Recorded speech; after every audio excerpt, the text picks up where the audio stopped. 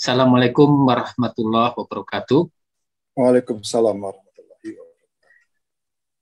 Puji syukur kehadirat Allah Subhanahu wa taala kita bisa berkumpul kembali para sahabat-sahabat EFT ataupun dari sahabat-sahabat yang umum ya, masyarakat umum karena ini sebenarnya itu umum juga.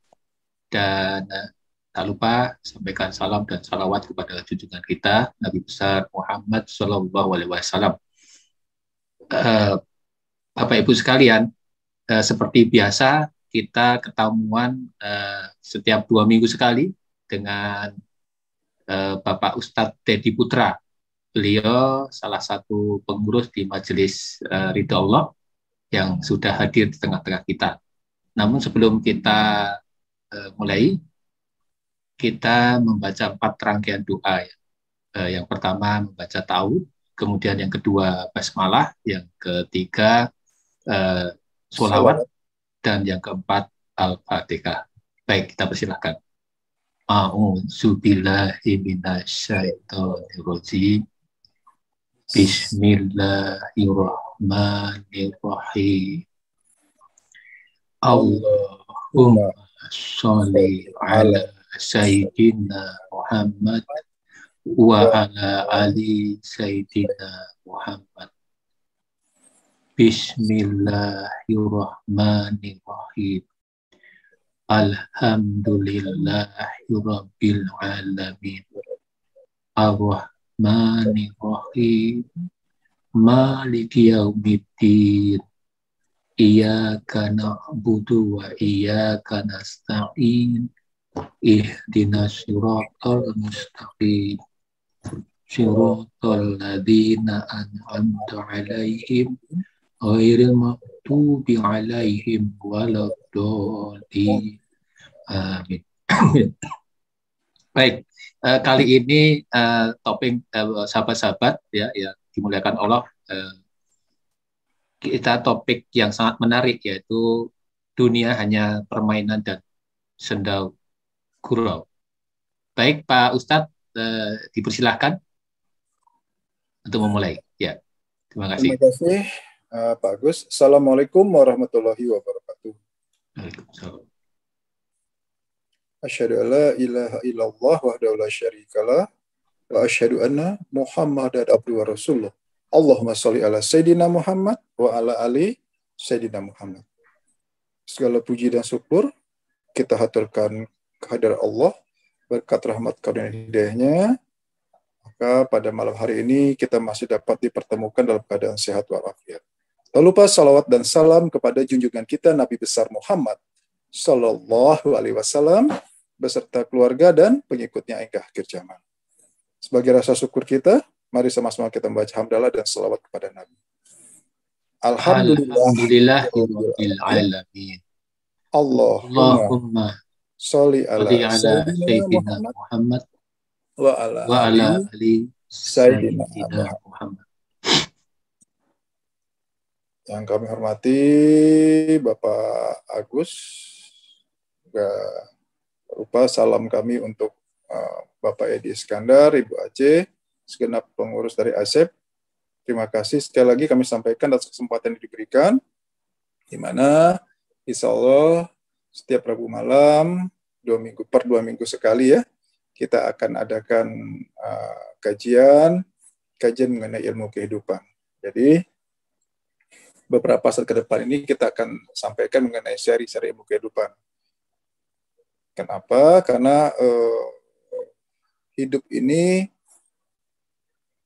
dari hari ke hari tentu yang namanya permasalahan tidak kunjung selesai, bahkan kecenderungannya adalah yang selama ini kita lihat tingkat kesulitan dalam menjalani kehidupan ini makin meningkat ya Pak Agus ya.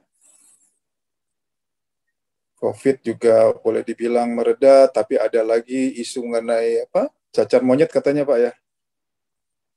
Iya, Pak. Lagi isu mengenai keuangan dan lain-lainnya. Nah, tentu kita mulai harus cermat, jangan sampai salah dalam menyikapi hidup ini, Pak. Ini makanya kami juga diperintahkan oleh guru kami Pak Antono, ayo berbagi apa yang sudah disampaikan oleh guru kami kepada murid-muridnya, khususnya juga kepada kerabat. Dan alhamdulillah ya, kita sudah beberapa saat ini bekerja sama hampir mungkin 2 tahun ya, semenjak sebelum COVID atau pas COVID ya, pas COVID dimulai kita sudah bekerja sama untuk saling mengingatkan ya Pak Agus ya, saling mengingatkan yang tentu intinya kita ingin kehidupan kita ini bahagia dunia dan akhirat. Oke, untuk kajian malam hari ini kita buka sebagai awal surat 6 ayat 32. Saya coba share. Surat 6 ayat 32. Ini yang terkait dengan judul kajian pada atau tema kajian pada malam hari ini. Al-An'am ayat 32. Bismillahirrahmanirrahim. Dan kehidupan dunia ini hanyalah permainan dan senda gurau. Sedangkan negeri akhirat itu sungguh lebih baik bagi orang-orang yang bertakwa. Tidakkah kamu mengerti? Sadaqallah. Al-An'am ayat 32. Kehidupan dunia ini hanyalah permainan dan senda gurau. Coba Pak Agus, permainan. Ciri-ciri permainan itu apa, Pak? Kan banyak ya. Ciri-ciri permainan apa? Secara umum. Permainan itu kan ada tenis meja, ada bulu tangkis, kemudian sepak bola, dan lain-lainnya ya. Kan banyak tuh permainan. Nah, ciri-ciri permainan itu apa, Pak? Ya, pasti ada ininya ya. Ada seperti pergerakan, ada kesenangan begitu. Nah, satu. Ya. Betul. Ada namanya aktivitas di situ, Pak ya. Aktivitas ya. Aktivitas. Artinya apa? Kehidupan ini tentu ada aktivitas yang harus dilakukan. Bukan hanya diam, bukan hanya pasrah, ya, tetapi tetap ada namanya ikhtiar. Itu. Ciri permainan pertama adalah namanya pergerakan atau namanya kegiatan. Itu pertama. Yang kedua, apalagi Pak?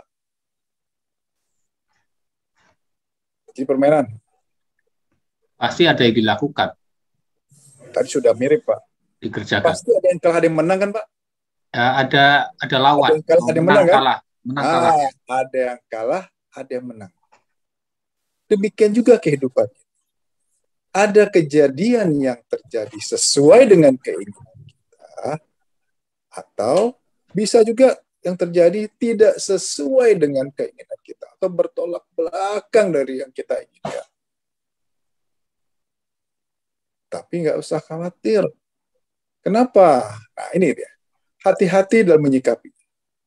Ingat, ciri permainan itu pertama ada pergerakan, ada aktivitas. Betul. Yang kedua, ada kalanya kalah, ada kalanya menang. Ada kalanya hari ini sesuai dengan keinginan saya, ada kalanya bertolak belakang dengan keinginan saya. Surat Al-Baqarah ayat 216. Baik menurutmu, engkau menyenangi sesuatu, belum tentu itu baik bagimu. Engkau tidak menyenangi sesuatu, belum tentu itu tidak baik bagimu. Oke? Jadi, yang namanya kejadian permainan itu adalah wajar. Wajar, ada kalanya kita kalah, ada kalanya kita menang. Tapi ingat, mau kalah mau menang, itu sudah pasti atas ketetapan Allah, atas izin Allah. Dan itu pasti baik buat kita. Walaupun kita belum tahu baiknya di mana. Ya, coba saya share ayatnya lah ya, biar sekalian kita lihat. Al-Baqarah 216.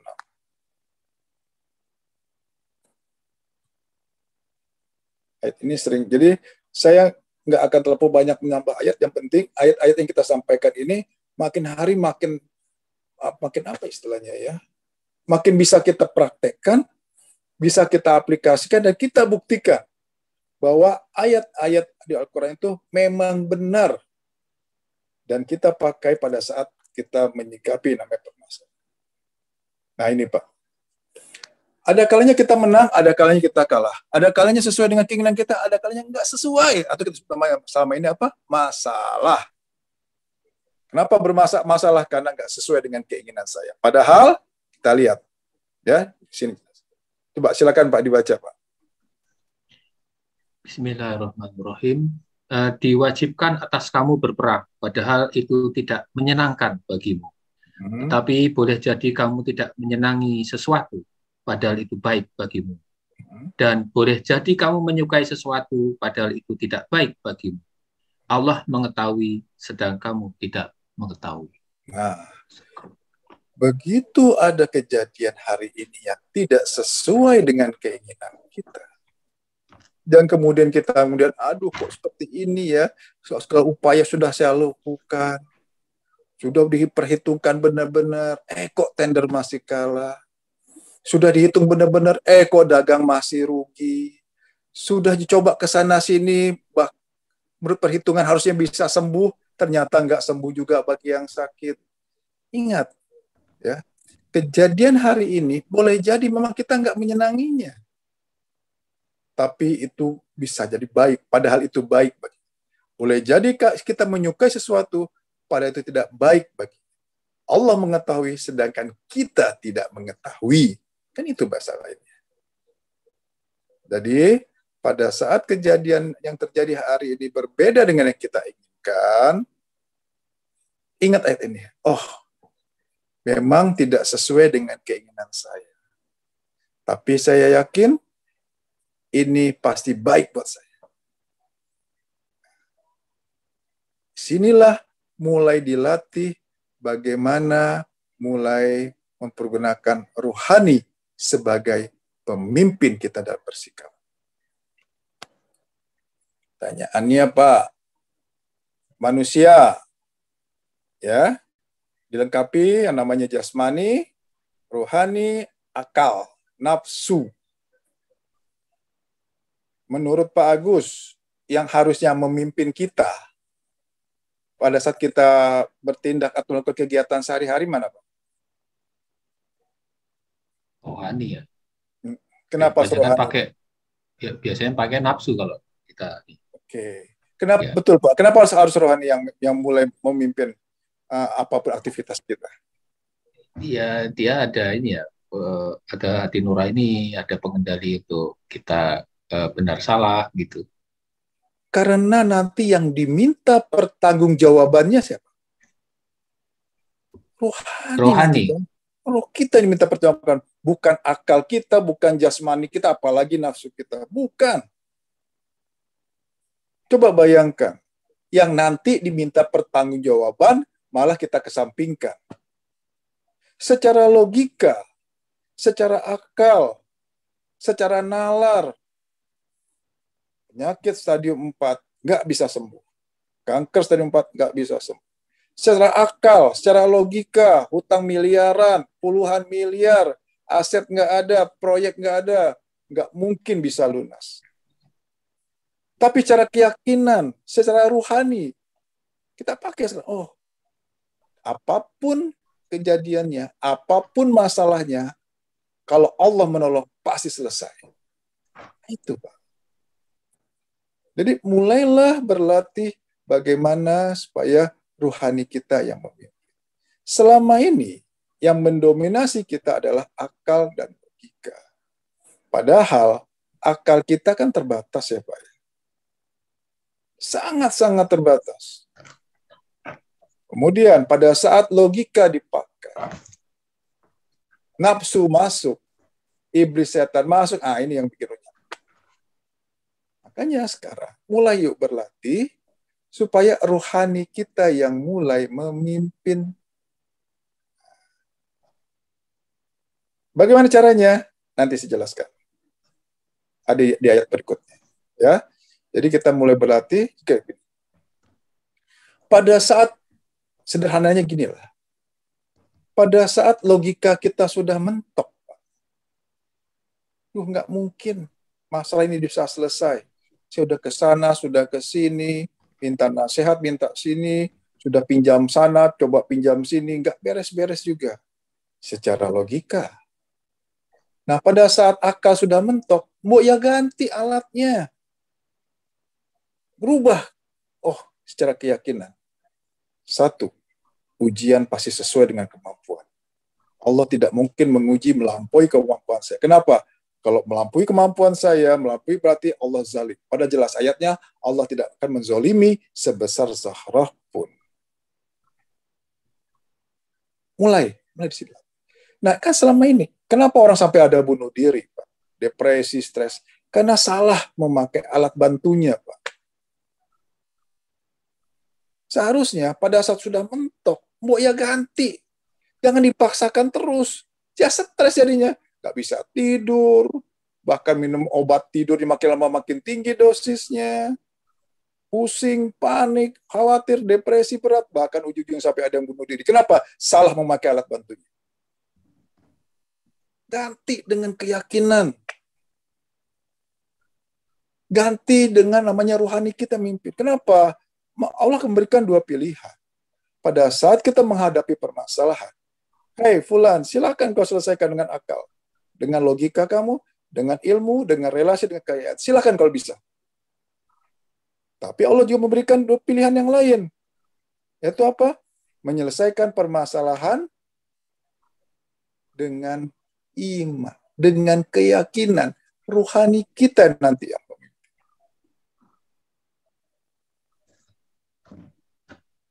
Oke, nanti kita perdalam. Oke, ciri yang pertama, permainan itu ada pergerakan, betul, ada aktivitas. Nggak mungkin yang permain itu diem aja, Pak ya. Bahkan sekelas yang namanya paling diem apa? Catur kan? Tetap aja ada bergerak, Pak ya. Kan nggak mungkin diem berjam-jam kan? Betul ya Pak Agus sampaikan. Yang kedua pasti ada yang kalah yang menang. Yang ketiga, apa Pak? Ciri permainan. Singkatkan waktunya kan? Ada permainan yang berhari-hari. Nggak selesai-selesai. Paling lama masalah sepak bola ya, 2 kali 45 menit kan? Taruhlah apa tenis, mau sampai dengan rubber set segala macam, bulu tangkis. Nggak ada yang sampai 2 hari 2 malam kan Pak? Jadi apa ciri permainan berikutnya? Singkat. Hidup ini singkat. Ya tenang aja. Pasti bisa selesai ini. Kenapa? Permainan itu singkat. Pasti akan ada selesai. Yang ini pasti berlalu. Nah, gitu bahasa kiasan. Jadi pada saat ada permasalahan, tenang aja. Kenapa? Ini pasti berlalu. Kenapa? Dunia ini hanya permainan. Apa ciri permainan? Singkat. Pasti selesai.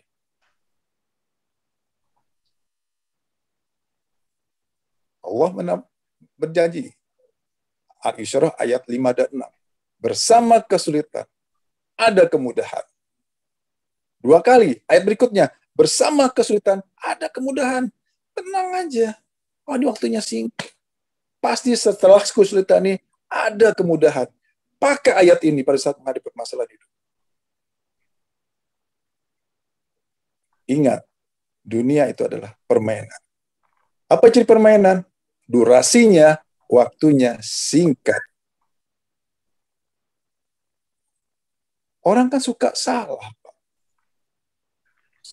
Saking seriusnya dia menyikapi hidup ini. Pada ini juga hanya durasi yang singkat. Sampai ada yang bunuh diri kan? Menghadapi permasalahan, stres, depresi berat. Kan gitu.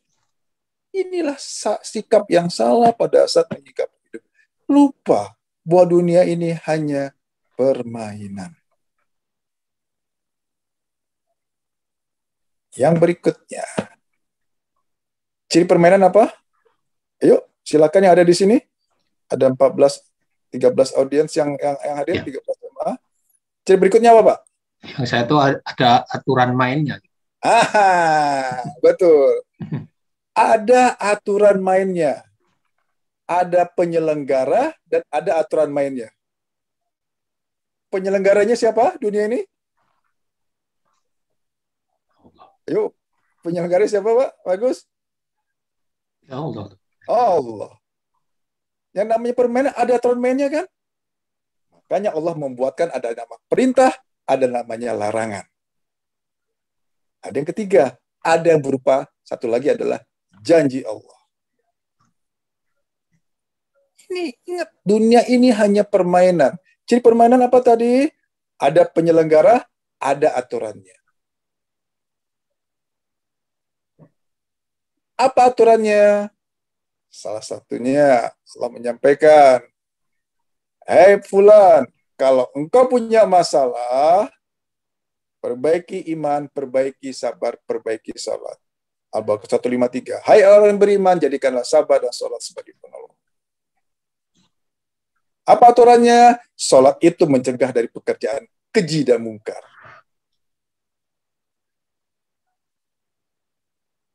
Apa janji Allah? Allah menguji berdasarkan sesuai dengan kemampuannya. Apa janji Allah? Ali Imran ayat 2. Allah terus-menerus mengurus makhluknya. Itu aturan-aturan yang ada. Jadi tenang aja dalam menghadapi itu, Pak. Oh, ada penyelenggaranya. Kalau sudah ada penyelenggaranya, kita sebagai pemain, ya, boleh nggak bikin aturan sendiri, Pak? Bolehkah kita bikin aturan sendiri? Ya nggak boleh. Boleh. Apa contoh aturan sendiri? Saya ingin segera masalah ini selesai. Saya ingin segera cepat sembuh. Saya ingin utang ini lunas. Saya ingin segera anak saya berubah. Lah, memangnya kita penyelenggaranya. Emang kita punya kemampuan, punya kebiasaan. Kan ini yang sama, ini sikap kita yang salah, Pak. Jelas yang namanya permainan itu ya kewajiban pemain, ikuti aturan main yang ada.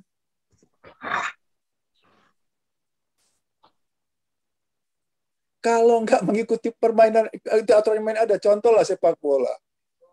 Dikasih kartu merah kan, Pak?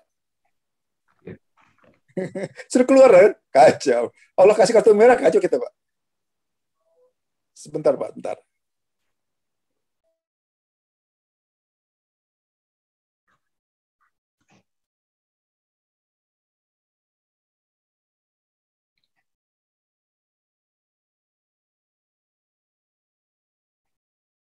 Selamat datang bergabung bagi sahabat-sahabat yang barusan bergabung ya. Assalamualaikum warahmatullahi wabarakatuh. Ya, ini ada Pak Olih Solihin, Bu Utami, Bu Ani, Bu Rismawati. Ya. Silakan Pak Ustadz. Ya. Oke, kita lanjut. Ya kan? Jangan sampai kita kena kartu merah. Wah, kacau, Pak. Ya kan? Kartu kuning aja udah gawat tuh. Ini dia. Jadi harus hati-hati yang namanya pemain, betul-betul taati apa aturan main. Allah perintahkan apa? Pada saat ada musibah, kita harus bersabar. Pada saat menerima kenikmatan, harus bersyukur. Bahkan, apa aturan mainnya? Apapun kejadian yang terjadi pasti sudah atas izin Allah. Izin Allah itu kan sempurna dan pasti baik. Sudah sempurna dan baik, yang wajar harus kita terima. Yang namanya terima pada saat dikasih, bilangnya alhamdulillah. Aturan main berikutnya apa? Allah menyampaikan, bersyukur dapat nikmat. Tidak bersyukur, azab. Surat Ibrahim ayat 7.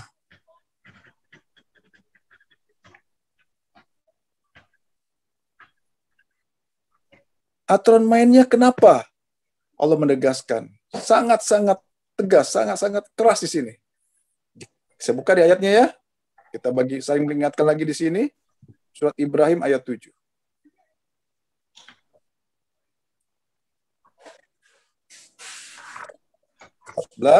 Ayat 7.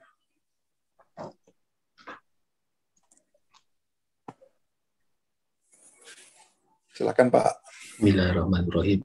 Dan ingatlah ketika Tuhanmu memaklumkan, sesungguhnya jika kamu bersyukur, niscaya aku akan menambah nikmat kepadamu.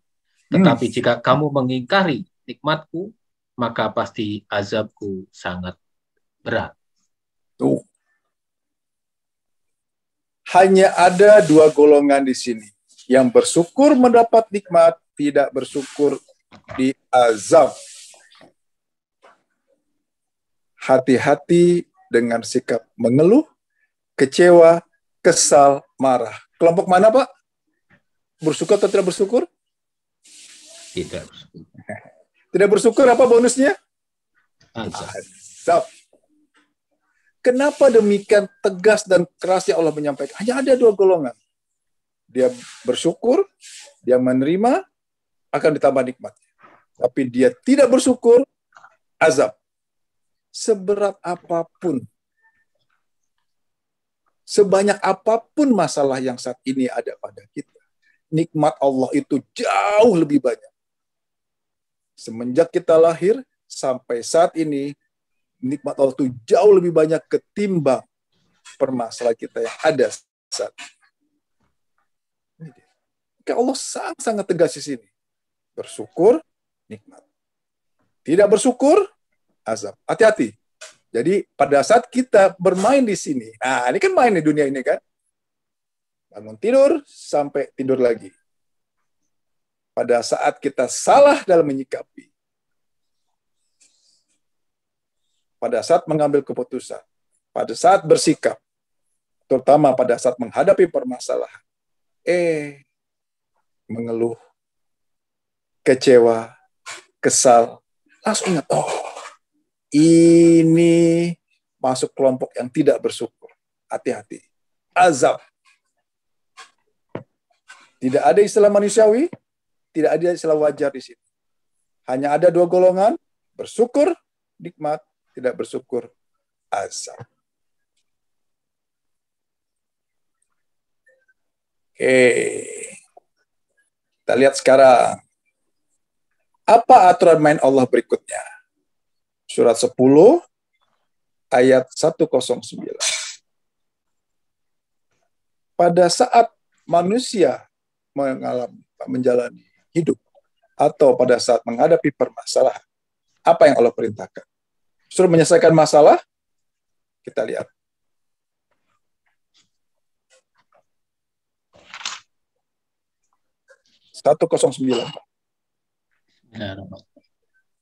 Dan ikutlah apa yang diwahyukan kepadamu dan bersabarlah hingga Allah memberi keputusan.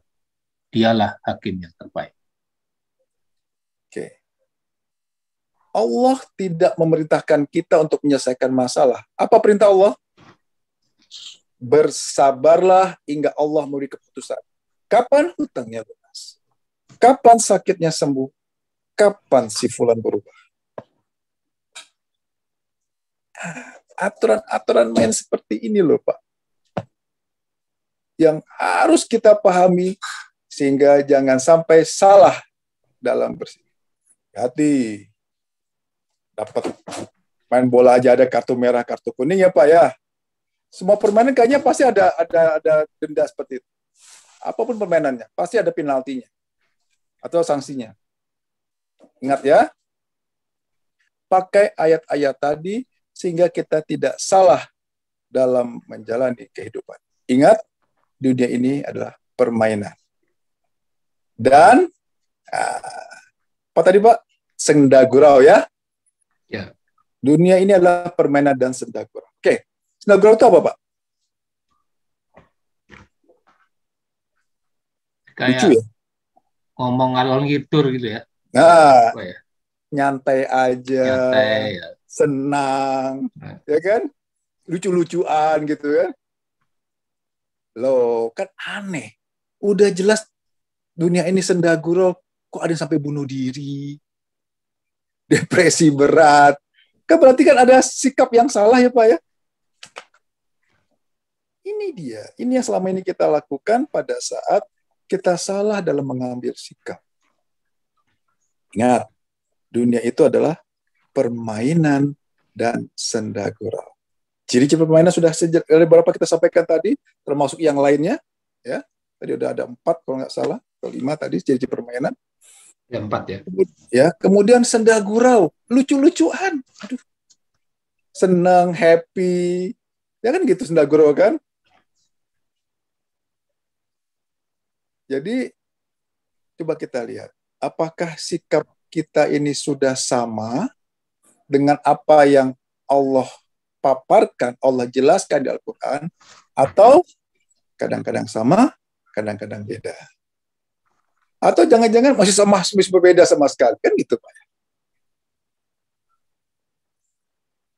Kalau ada perbedaan sikap kita sehari-hari dengan yang apa ada di Al-Quran, walaupun sikap itu orang bilang wajar, ternyata di Al-Quran sampaikan, oh hidup ini hanya permainan sedagurau, sementara dia stres, pusing, itu yang salah Al-Qur'annya atau sikap kitanya Pak yang salah kalau ada perbedaan?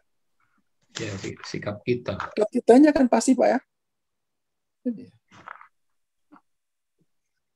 Ini Pak, makanya untuk berikutnya kita akan kaji lagi ilmu kehidupan ini sehingga kita benar bersikap pada saat menjalani kehidupan.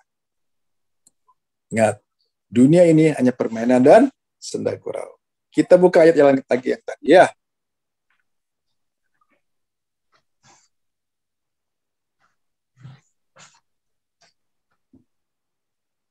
Oke.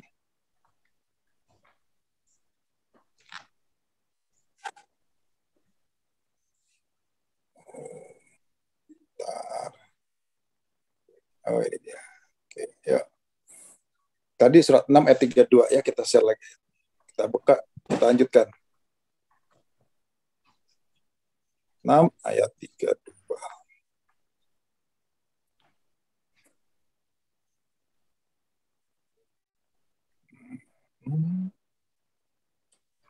Dunia ini hanya permainan dan senda gurau.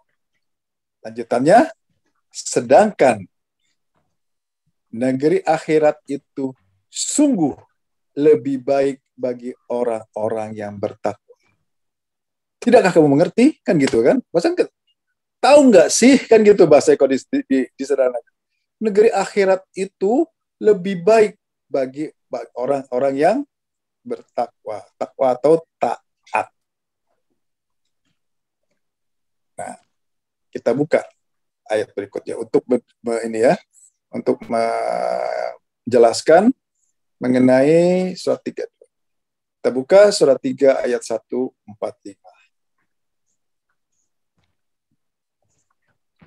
Surat 3 ayat 145.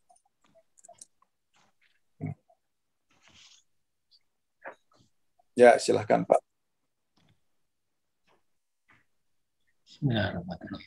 Dan setiap yang bernyawa tidak akan mati kecuali dengan izin Allah, sebagai ketetapan yang telah ditentukan waktunya. Barang siapa menghendaki pahala dunia, niscaya kami berikan kepadanya pahala dunia itu, dan barang siapa menghendaki pahala akhirat, kami berikan pula kepadanya pahala akhirat itu, dan kami akan memberi balasan kepada orang-orang yang bersyukur. Jelas ya? Di sini Allah menyampaikan, hai fulan, kalau engkau menginginkan kebaikan atau pahala dunia, Allah kasih. Tapi barang siapa yang menghadapi pahala akhirat, Allah akan berikan dunia dan akhirat. Gitu ya. Kita lihat sekarang. Selama ini, fokus kita masihkah ke dunia atau ke akhirat? Saya rasa secara umum, ya, umat Islam itu tahu kalau targetnya akhirat, dunia pun dapat. Kan gitu ya Pak ya. Kalau dia fokusnya ke dunia, ya dunia Allah akan kasih, akhiratnya enggak. Kita lihat di sini. Apa contohnya? Pada saat ada yang bilang, Pak Ustadz, saya sudah puasa, sedekah, sholat sudah saya lakukan, ibadah lainnya sudah saya lakukan. Tapi kenapa kok masalah saya nggak selesai-selesai juga ya?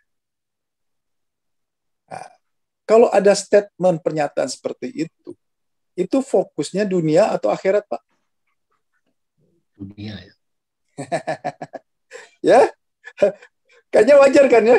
Orang jawab gitu kan, kurang apa lagi saya? Kan gitu bisanya. Apalagi yang saya harus lakukan, Pak Ustadz, gitu kan?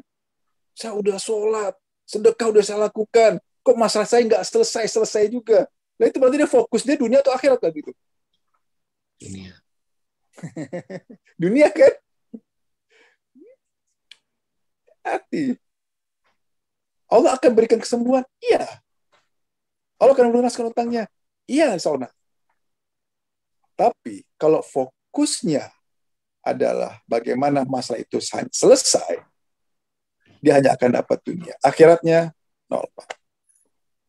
Apa ciri-cirinya? Walaupun permasalahan, diberikan ujian. Dikasih permasalahan, contoh sakit lah. Dikasih sakit. Tujuan Allah memberikan ujian itu apa? Meningkatkan derajat keimanan kan? Keyakinannya. Meningkat ketaatannya. Kan itu tujuan. Goalnya apa? Targetnya Allah. Pada saat si fulan dikasih ujian, berarti derajat keyakinannya, ketaatannya meningkat. Dikasih sakit. Kalau kemudian Allah memberikan kesembuhan, ternyata derajat keimanannya gitu-gitu aja. Taatnya ya begitu-begitu aja. Sholatnya juga masih bolong, gak karuan. Kalau yang terjadi seperti ini, artinya apa? Nggak sesuai kan dengan apa yang Allah inginkan kan? Inilah kalau fokusnya, orientasinya adalah dunia. Bagaimana masalah saya segera selesai. Bukan bagaimana masalah saya selesai, bagaimana supaya pada saat diuji, keyakinan saya makin meningkat, sabar saya makin meningkat, sholat saya makin perbaik kualitasnya, ketaatan saya kepada Allah semakin meningkat. Itu harusnya. Bukan selesai atau tidaknya masalah, sembuh atau tidaknya, lunas atau tidak lunasnya, berubah atau tidak berubahnya. Si anak yang nakal misalkan permasalahan.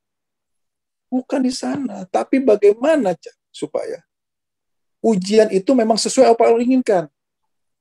Allah menguji, berikan ujian apa untuk meningkatkan derajatnya. Allah menguji itu apa? Ujian itu sarana untuk masuk surga, kan? Ayat kemarin saya pernah jelaskan juga. Nah, hal seperti inilah yang harusnya mulai kita cerdas dalam menghadapi kehidupan ini. Ingat, kalau kita mengejar dunia, Allah akan kasih dunia, akhiratnya enggak.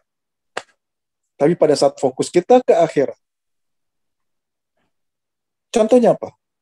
Pada saat sakit, saya terima ya Allah, sakit ini menggugurkan dosa. Semua tahu itu. Saya terima ya Allah, sakit ini sudah atas izinmu dan pasti maksudmu baik ya Allah. Alhamdulillah.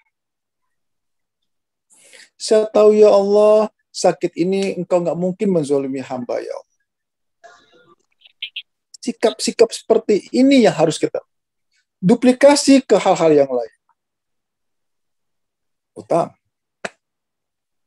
Ya Allah, semua usaha ikhtiar sudah saya lakukan. Sampai sekarang keuangan kami belum baik ya Allah. Rezeki engkau yang sudah mengatur. Tapi hamba yakin setiap makhluk yang bergerak engkau jamin. Ayat Al-Qur'annya ada. Hamba yakin engkau mengurus hamba ya Allah. Hamba yakin engkau nggak akan menzolimi hamba ya Allah. Pakai ayat-ayat tadi. Jadi pada saat diuji, ujian itu berlangsung, mau selesai atau tidak selesai, taruhlah yang sakit, ujuk-ujuknya meninggal dunia juga. Tapi kalau memang yang dia jalankan itu tepat, targetnya akhirat, bahagia kan? Husnul khotimah, masuk surga. Tapi kalau fokusnya adalah supaya dia sembuh, sakitnya parah, targetnya untuk sembuh, kemudian ujungnya meninggal juga, celaka kan? Padahal jelas, syarat untuk masuk surga apa? Hai jiwa yang tenang kan? Kalau kemudian dia sakit, gelisah, resah, galau, meninggal, masuk surga, jangan harap. Syarat pertama adalah harus jiwa yang tenang. Dia sakit, dia terima, ya Allah, menggugurkan dosa hamba. Terima kasih ya Allah, Engkau beri kesempatan hamba untuk meningkatkan kesabaran hamba, ya Allah, hamba terima ya Allah. Hamba hormati izinmu ya Allah, karena Engkau pasti maksudmu baik ya Allah. Ikhtiar, tetap ikhtiar ke dokter. Saya ke dokter, saya ke terapis, minum herbal, hanya menjalankan perintahmu ya Allah. Mau sembuh, mau tidak, itu hakmu ya Allah. Bismillah, jalan. Gitu menyikapi.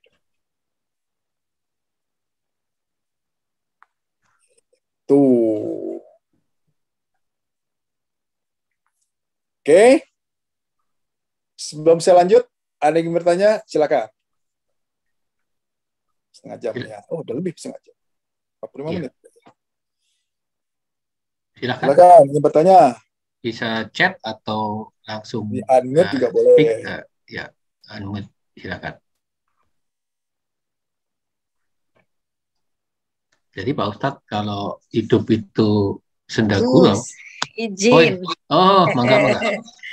Bu Yumi, silahkan. Silakan Ya. Ibu. Bismillahirrahmanirrahim. Assalamualaikum Pak Ustadz. Waalaikumsalam warahmatullahi wabarakatuh, Bu Yumi. Silakan Ibu. Ya, jazakumullah. Tadi sekilas saya mendengar karena para wirid sana ke sini. Jadi saya kalau nggak salah dengar tadi tuh kalau kita kecewa itu salah satu bukti bahwa kita tidak bersyukur gitu ya Pak Ustadz ya. Apa saya kalau nggak salah dengar gitu. Betul. Bukan Ya. enggak salah dengar. Coba gini. Kecewa itu orang yang menerima atau orang yang nggak menerima? Dalam arti gini misalnya ya, saya kondisikan kondisinya seperti ini. Misalnya bekerja di satu tempat gitu ya, karena tidak sesuai dengan harapan gitu ya, muncul konflik, akhirnya muncul rasa kecewa gitu, kok tidak sesuai gitu kan, dengan apa yang kita harapkan. Ya, sehingga di situ kita memutuskan karena kekecewaan itu akhirnya ya sudahlah, out ibaratnya gitu ya. Ambil keputusan karena dari kecewa itu sudahlah untuk memutuskan hal ini agar tidak berlarut-larut saya putuskan selesai gitu misalnya ya. Nah itu salah satu kita tidak bersyukur atau gimana nih? Oke. Yang taunya itu mengeluh atau tidak kan kita masing-masing ya. Oke. Intinya begini. Pada saat kita bersikap, terutama pada saat menghadapi sikap awal ya. Oh, ada permasalahan, kita udah upaya maksimal, datang udah on time, kerja udah all out gitu ya. Segala macam upaya sudah dilakukan, ternyata yang diberikan oleh perusahaan tidak sesuai dengan apa yang kita harapkan. Kan gitu. Kesannya kan wajar kalau kecewa. Marah, kesal. Manusiawi. Tidak manusiawi di sini. Kenapa saya bilang tidak manusiawi? Kita selalu melihat dari diri kita untuk saat ini. Ya, saat ini dari sisi pekerjaan. Betul. Kita kalah. Kalau berarti yang terjadi nggak sesuai dengan ekspektasi atau keinginan kita. Tapi lupa. Nikmat Allah yang lainnya, menurut Ibu, lebih banyak atau lebih sedikit ketimbang kerjaan? Lebih banyak. Ya kan? Apa contohnya? Nafas masih bebas, nggak pakai ventilator aja itu hal yang luar biasa. Kebayangkan? Yang lain di sana, nafas aja harus pakai oksigen bantuan. Makan pun harus ditimbang. Duitnya banyak. Ya kan? Ini yang kita lupa. Nikmat yang kita terima sebelum-sebelumnya itu, bahkan yang kita alami saat ini, masih jauh lebih banyak ketimbang permasalahan, ketimbang yang terjadi saat ini yang kita anggap masalah. Ini, Bu. Makanya Allah tuh sangat marah. Kenapa? Kufur nikmat namanya. Cuman kalau kufur nikmat, orang biasanya agak kurang mengena. Saya bilang, kalau tidak apa contoh kufur nikmat? Mengeluh, kecewa, kesal. Coba kita analisa bahasa-bahasa tadi. Kesal, kecewa, marah, sedih, gitu kan? Habis itu apa lagi? Hal yang lain lah. Itu kategori itu masuk orang yang bersyukur atau nggak bersyukur? Hati. Oke, kita perdalam mengenai bersyukur. Ibu tahu target iblis sebenarnya itu apa? Nah, menggoda ya, Menggoda. biar menggoda manusia terkecoh ya. Sasarannya menggoda manusia ya. Menggoda manusia. Ya. Ayo, menurut Pak Agus, target iblis itu apa, Pak? Ya, ikutin ya kehendaknya ke neraka. Neraka, ya itu ujung akhirnya. Apa target iblis? Yuk kita buka surat 7 ayat 16 dan 17. Surat 7 ayat 16 dan 17. Nanti Ibu akan kaget di sini. Surat 7 ayat 16 dan 17. Goalnya apa? Surat 7 ayat 16 dan 17. Ya, share ya. Ya. Sama-sama kita lihat. Al-A'raf ayat 16 dan 17. Goal target iblis apa? Kita lihat. 16 17 ya. 16 dulu, Pak, silakan. Bismillahirrahmanirrahim. Ayat Al-A'raf ya. Ya. Bismillahirrahmanirrahim. Iblis menjawab, "Karena engkau telah menyesatkan aku, pasti aku akan selalu menghalangi mereka dari jalanmu yang lurus." Oke, itulah langkah iblis ya. Ya. Jadi iblis akan menghalangi kita di jalan yang lurus. Kemudian pasti aku akan mendatangi mereka dari depan, dari belakang, dari kanan, dan dari kiri mereka. Dan engkau tidak akan mendapati kebanyakan mereka bersyukur. Jadi target iblis apa? Utamanya membuat manusia tidak bersyukur. Hati-hati, Bu. Mengeluh, kok begini ya? Seakan-akan benar. Kan saya udah semua sudah lakukan terbaik. Kok perusahaan kesepakatnya seperti ini? Kenapa kok? Nah itu. Hati di sini. Berarti pada saat kita sudah mengeluh, kecewa, kesal, sudah masuk kelompok, berarti sudah masuk ke target utamanya iblis. Kesannya ringan aja kan? Kalau dibaca selintas orang nggak ngeh. Tapi begitu kita baca surat ayat 7 ini, surat 7, 16, 17, kemudian kita tambahkan, masukkan lagi 14 ayat 7 Ibrahim tadi, baru ketahuan, oh ternyata iblis itu dia nggak bikin kita murtad, nggak, ya kan? Bikin malas sholat, enggak. Target utama sebenarnya membuat manusia tidak bersyukur. Dia dengan sikap mulai bikin. Ingat, dunia ini permainan. Harus tahu aturan mainnya. Jangan sampai salah dalam permainan. Target iblis itu bikin orang mengeluh. Ustadz izin boleh? Silakan. Sebentar. Maksudnya gini. Oke, ya mengeluh itu masuk salah satu jalan iblis juga untuk menggoda kita ya. Ya, yang intinya nanti kita akan ke arah rasa tidak bersyukur. Hanya mungkin begini, apakah tindakan misalnya kita mengambil keputusan gitu ya, karena kita di situ ada rasa kecewa, akhirnya mengambil keputusan keputusan kalau kita terus-terusan di situ kan akan apa namanya merasa ada di posisi yang tidak nyaman misalnya gitu ya. Nah, memutuskan untuk keluar dari lingkaran tersebut gitu dengan tujuan-tujuan misalnya terhindar dari hal-hal yang ada di dalam situ gitu. Apakah itu juga masuk ke dalam tindakan rasa tidak bersyukur gitu? Oke, itu hal yang berbeda, Bu. Jadi gini, Ya. bedakan antara sikap bersyukur dengan sikap pada saat mengambil keputusan. Ya, oke. Yang Ibu sampaikan tadi itu adalah mengambil keputusan dengan mengandalkan alat bantunya apa? Akal. Betul kan? Saya sudah begini, saya sudah begitu. Ya udahlah, kalau gitu saya keluar. Itu opsi pertama. Ada pilihan yang kedua. Pakai ani. Pakai roh. Bagaimana caranya? Ya Allah, hamba terima kondisi ini ya Allah. Alhamdulillah, hamba sudah dapat kerjaan ya Allah.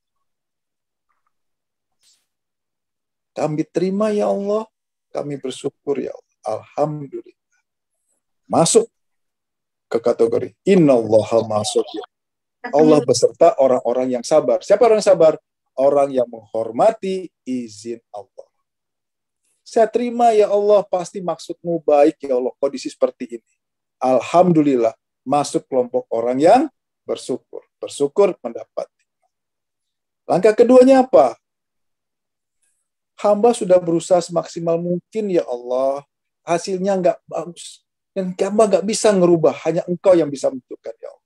Wala haula wala quwata illa billah. Setelah menerima, kemudian berserah diri, baru setelah itu Allah akan memproses. Apa yang akan terjadi? Bisa dua kemungkinan. Bisa saja pihak perusahaan merubah kebijakan. Atau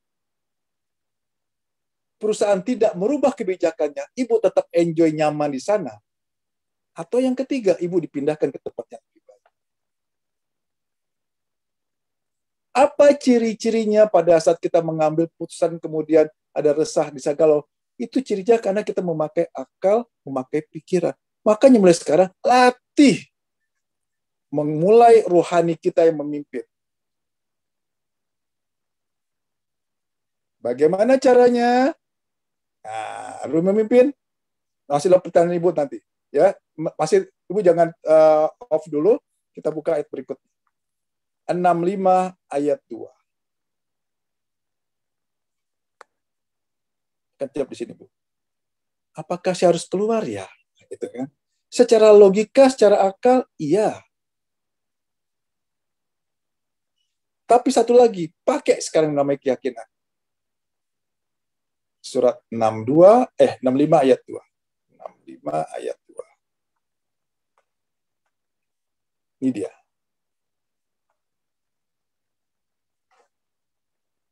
(65) ayat 2. Oke, silakan Pak.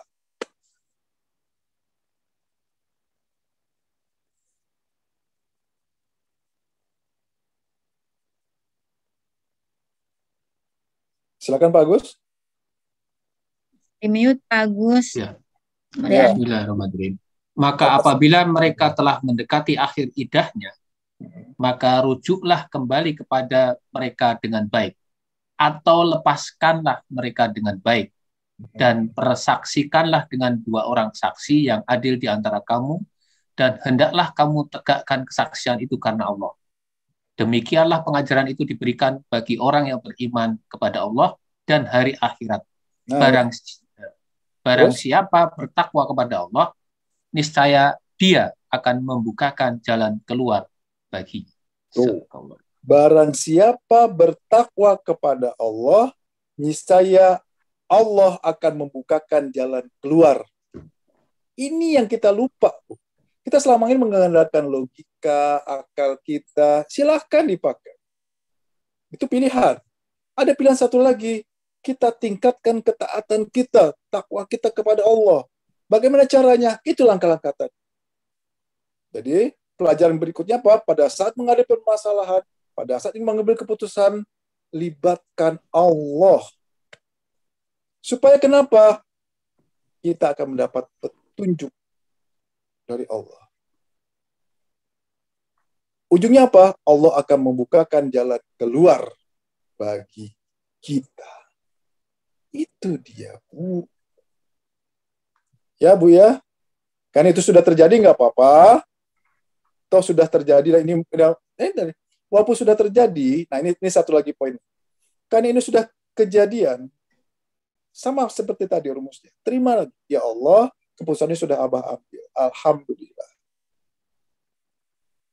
Hamba nggak punya kemampuan apa-apa, ya Allah. Hanya Engkau yang bisa memberikan yang terbaik. Wala haula wala quwata illa billah. Serahkan kepada Allah. Baru kemudian ikhtiar. Nah, ikhtiarnya murnikan niatnya.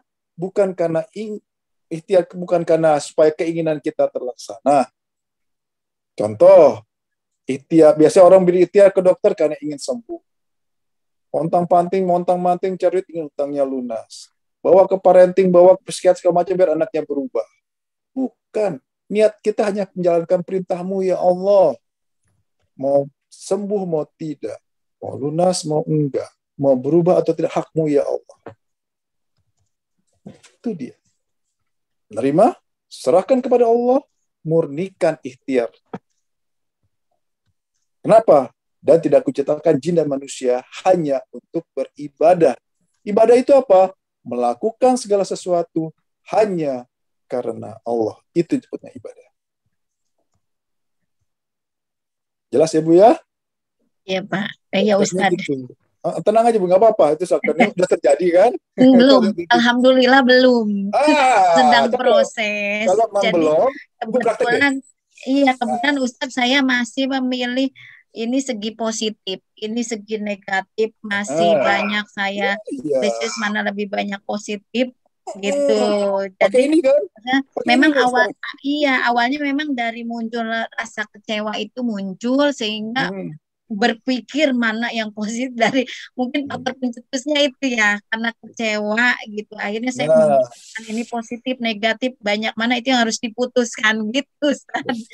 Ya, alhamdulillah pencerahan ya memang diluruskan kembali niatnya yang positif lebih banyak sambil berserah gitu. Kebetulan memang belum diputuskan. Nah, memang belum diputuskan, praktek. Ibu buktikan nanti. Ya, buktikan nanti.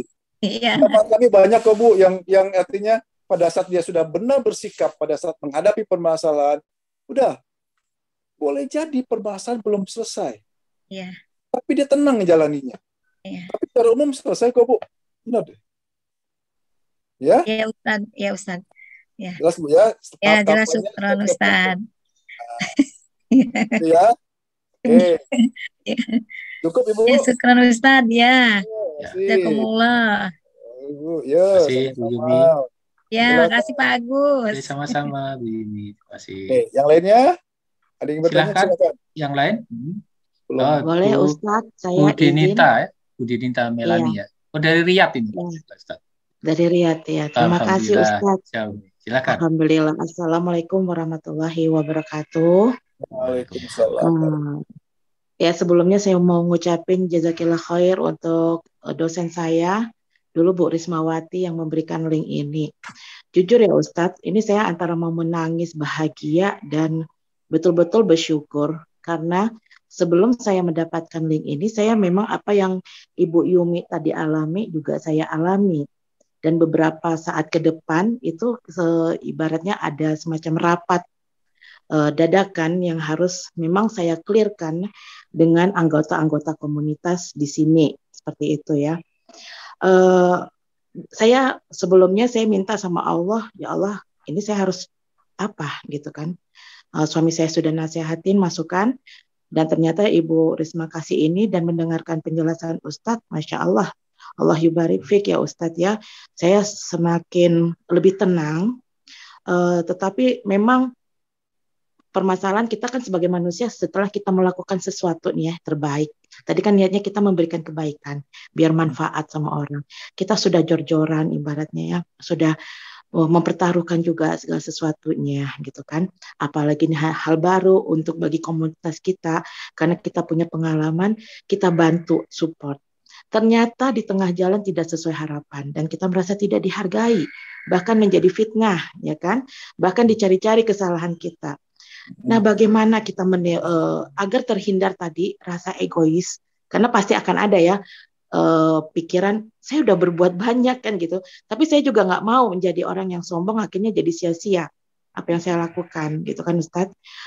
Apa yang mesti betul-betul jadi motivasi kita bahwa egonya kita itu seperti Ustadz, jangan hanya ego pikiran, ya kan, analisa pikiran pasti kita merasa benar terus kan Ustadz ya, tetapi ruhiyahnya kita. Nah, ditambah lagi bagaimana menghadapi senior, ini komunitas dakwah, taruhlah seperti itu ya Ustadz ya, menghadapi senioritas yang selalu mengintervensi anggota-anggotanya, bahkan ketuanya sendiri.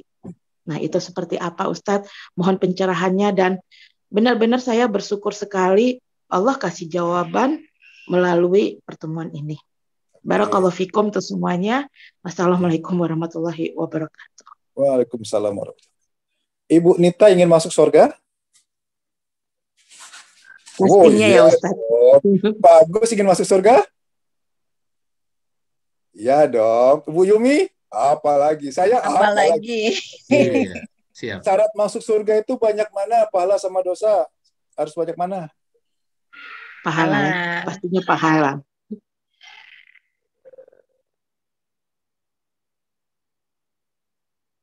Setiap sengaja kesalahan kita lakukan, dosa pun kita dapat.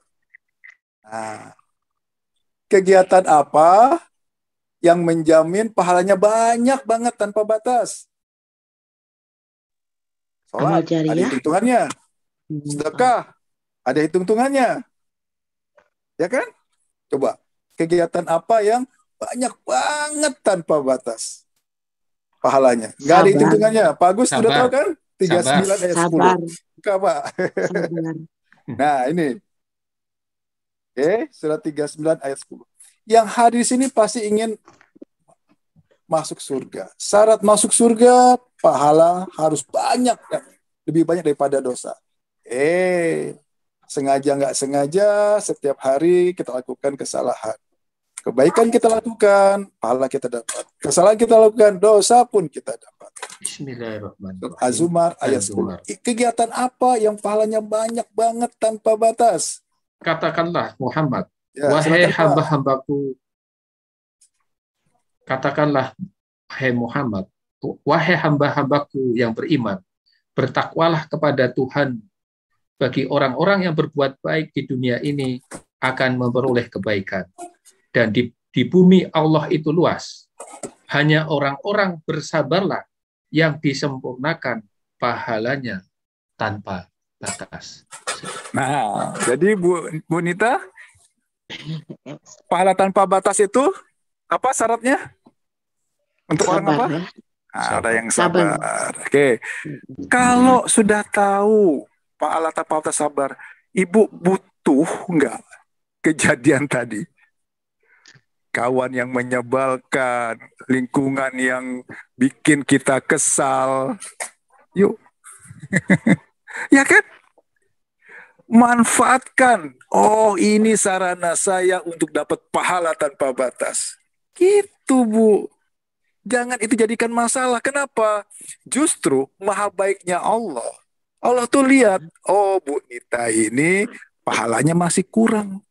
Dikasih sarana, kesempatan untuk dapat pahala tanpa batas. Dikasihlah kondisi kayak tadi. Kawan yang menyebalkan, lingkungan yang gak enak, dan lain-lain. Itu, Bu. Berarti pada saat kita dikasih masalah, itu sebenarnya Allah nyeret kita, ngajak kita, maksa kita untuk masuk surga. Kenapa? Dipaksa untuk dapat pahala tanpa batas. Ini yang kita lupa. Ini yang kita nggak sadari. Begitu ada masalah, kecewa, kesal, sedih. Betul. Ya. Ya kan? Betul, Ustaz. Kadang kita ngerasa hopeless ya. Ibaratnya udah harusnya banyak. kalau udah tahu pahala Nah, tanpa batas, ya kan, sabar itu udah pahala tanpa batas, harusnya, aduh terima kasih ya Mbak ya, Mbak udah fitnah saya, gitu harusnya. Ini sarana saya dapat iya, pahala tanpa batas. Itu Bu. Jadi yang hadir di sini ya, geser dari masalah menjadi sarana. Sarana apa? Sarana saya masuk surga. Anak nakal nggak berubah-berubah. Aduh, sarana nggak perlu jauh-jauh dapat pahala tanpa batas, anak sendiri. Oh, nggak perlu jauh-jauh dapat pahala tanpa batas, ada kawan sendiri. Ya kan? Tuh, Bu. Geser. Ini kita nggak sadar selama ini. betul, Ustaz. Karena Yuk, kita setuju nggak? ini dengan pengakuan tadi ya Ustaz, pengen Itu dia. ya itu tadi, karena kita sudah merasa berbuat sesuatu udah banyak tapi kok malah nggak nampak gitu kan, malah dijudge dengan label ini itu, rasanya tuh jadi hopeless. Jadi kayaknya sudah lebih baik saya keluar dari komunitas ini kan gitu, cerita ibaratnya gitu kan. Tetapi dengan penjelasan Ustadz tadi, berarti saya harus bertahan gitu kan. Saya pakai. Oh, ya. Oke, baik Ustadz. Aduh, mohon maaf ini. Jadi nggak apa-apa. Ya Ya silakan. benar Ustadz. Seperti yang Ustadz tadi kayak Bu Yuma kan, akhirnya saya memilih apakah saya bertahan gitu kan atau saya keluar gitu kan, dengan labeling atau penjudge yang diberikan oleh sebagian komunitas itu, terutama yang senioritas tadi yang berkaitan pertanyaan kedua. Tetapi dari yang Ustadz bilang, saya jadi ada optimisme lah ya, walaupun saya lagi-lagi harus menyerahkan sama Allah, semoga Allah mampukan saya untuk bisa bersabar, kan gitu jadinya. Betul. Ya Ustaz. Terima, kemudian serahkan kepada Allah, wala haula wala quwata illa billah, serahkan kepada Allah, baru kemudian ikhtiar. Ikhtiar itu bisa dengan perbuatan, bisa dengan nasihat, bisa dengan doa.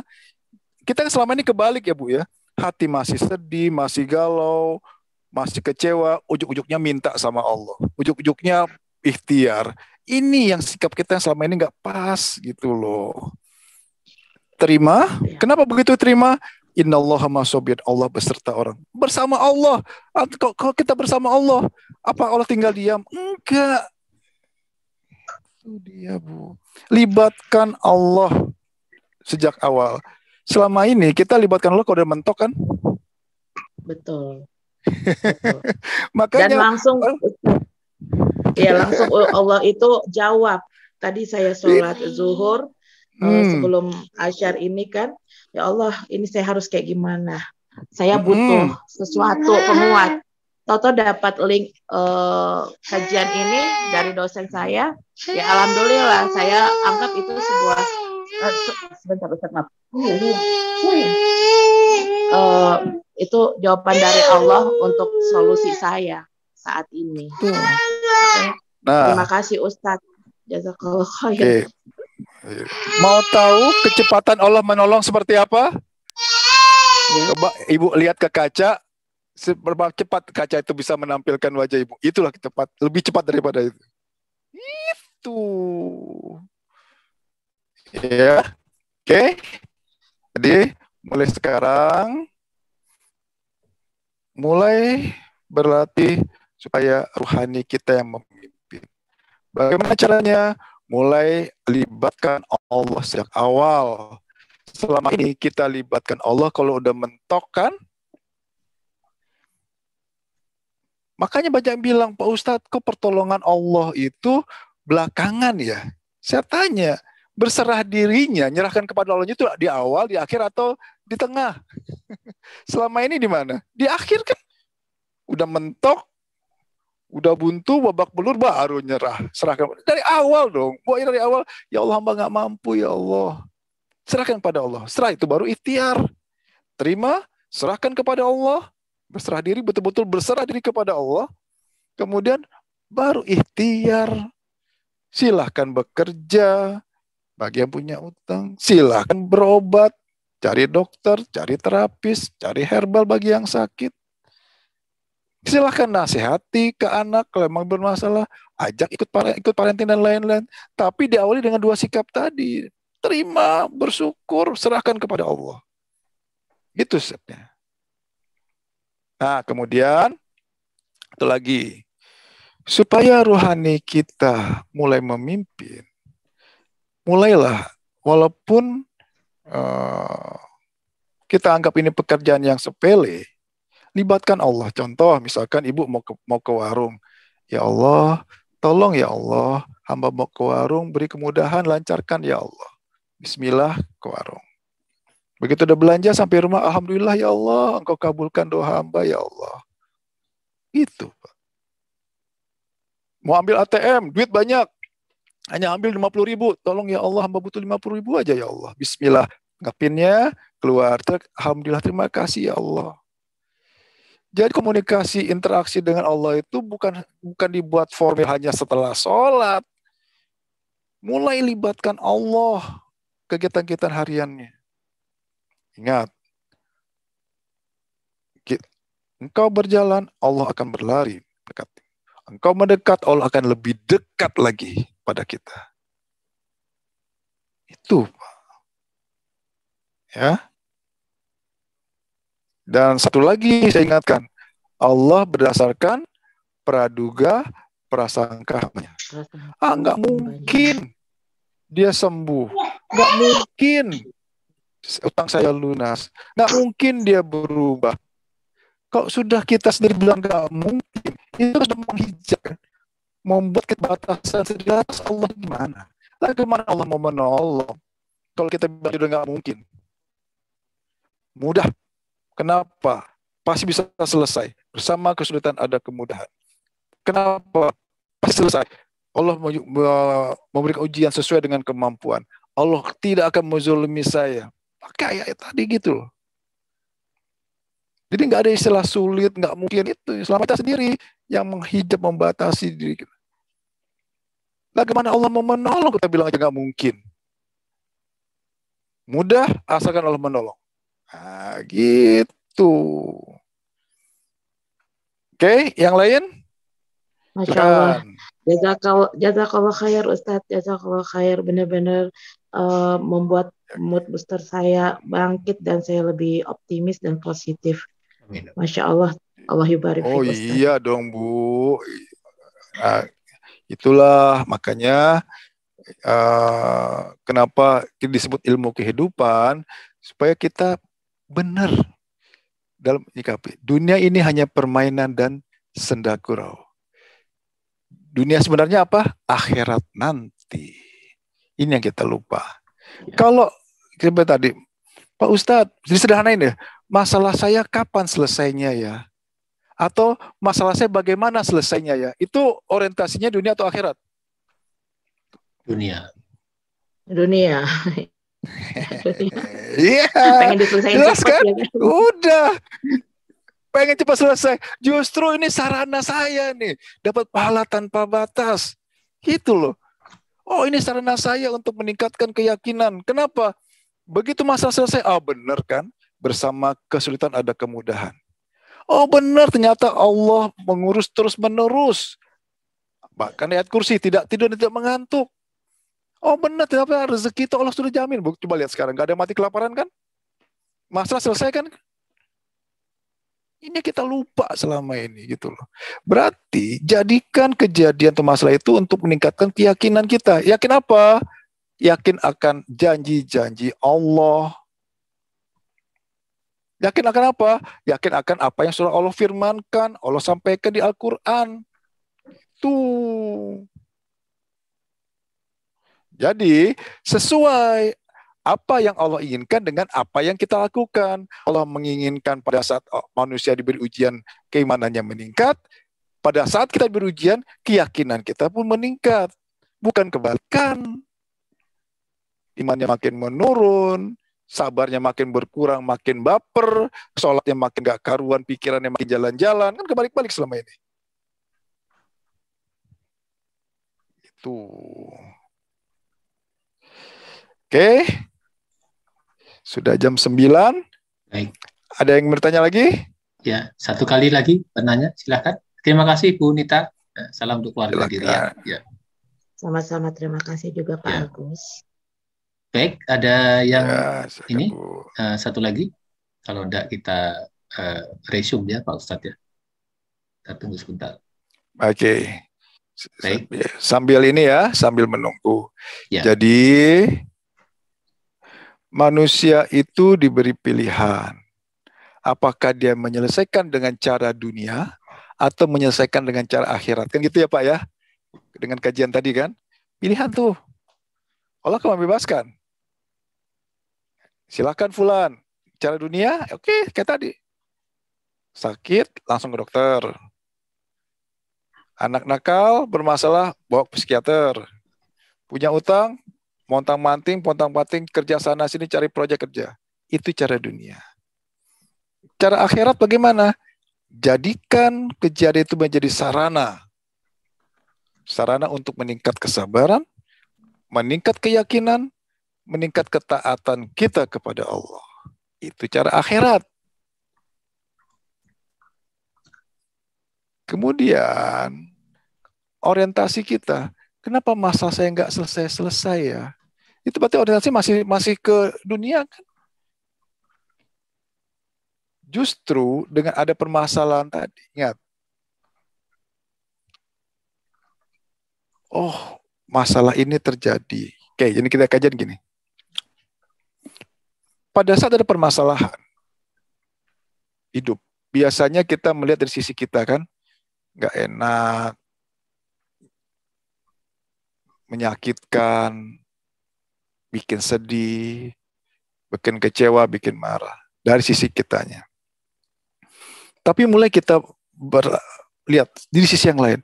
Maksud Allah memberikan kejadian ini apa sih? Itu dia. Yang dilihat, maksud Allah, kenapa Allah mengizinkan kejadian ini terjadi kepada saya? Oh, ternyata Allah ingin saya itu menjadi taat. Oh, supaya banyak bersyukur. Kenapa saya selama ini banyak mengeluh? Oh, kenapa? Oh, Allah ingin saya sholat saya lebih baik lagi. Oh, kenapa? Allah beli saya ingin meningkatkan sabar yang selama ini baper, sensitif, mudah marah. Gitu loh, Pak.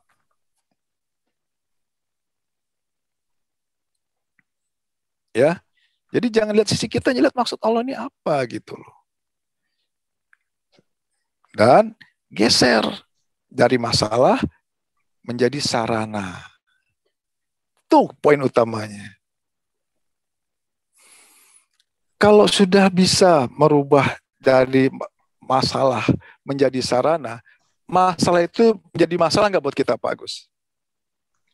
Tidak. Malah iya. Alhamdulillah dapat lagi. Iya. Ya kan? Dapat lagi sarana untuk dapat pahala tanpa batas. Yang sakit, alhamdulillah, terima kasih ya Allah, sarana saya untuk dihapus dosanya. Kan gitu.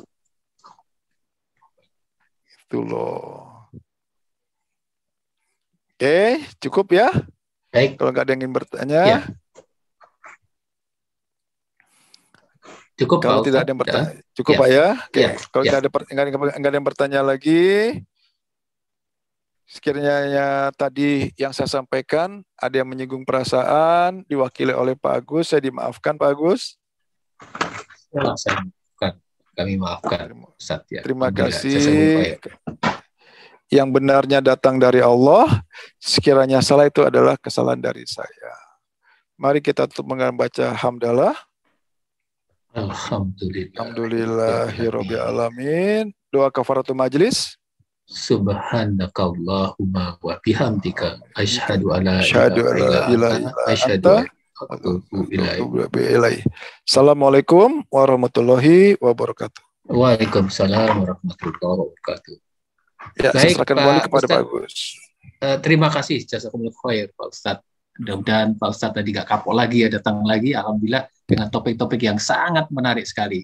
Ya, kali ini topik tentang dunia adalah senda gurau. Tadi sudah disimpulkan sama Ustadz. Terima kasih sahabat-sahabat yang telah bersama kami. Dan di chat ada link yang tanggal 26-28 ada gratis ya video tentang sehat alami www.solusitapping.com. Silahkan bisa daftar. Di situ ada 12 pembicara, baik dari EFT ataupun dari Asosiasi Praktisi Pengobat Tradisional Indonesia. Silahkan, di situ ada video pendek selama 3 hari, diulang-ulang boleh, gratis 3 hari. Ya, mudah-mudahan bisa bermanfaat bagi semuanya. Terima kasih Pak Ustadz dan sahabat-sahabat. Terima kasih Pak Agus. Mohon maaf Ya, lahir batin Pak Ustadz. Kalau banyak sama-sama Pak. Mohon maaf juga. Ya, baik. Terima kasih semuanya sahabat. Assalamualaikum warahmatullahi wabarakatuh. Sampai jumpa di lain kesempatan. Assalamualaikum. Semuanya semakin sehat, sukses, bahagia.